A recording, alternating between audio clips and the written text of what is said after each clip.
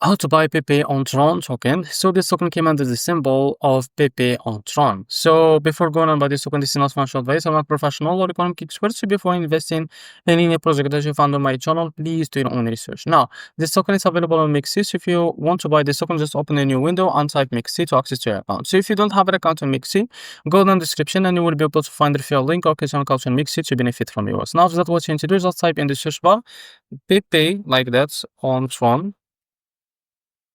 Sorry, on Swan. So you will be able to find this pair that have USDT. Go to spot from the top bar and you will be able to find this pair that have USDT. Now click on it.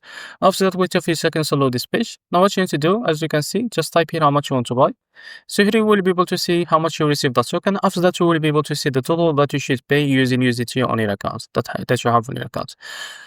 After that, click on buy PePeonTron, and in about a few seconds to a few minutes, you will be able to find this token added to your account. So this is how to buy PePeonTron token. If you found this very helpful, please like and subscribe. See you next video.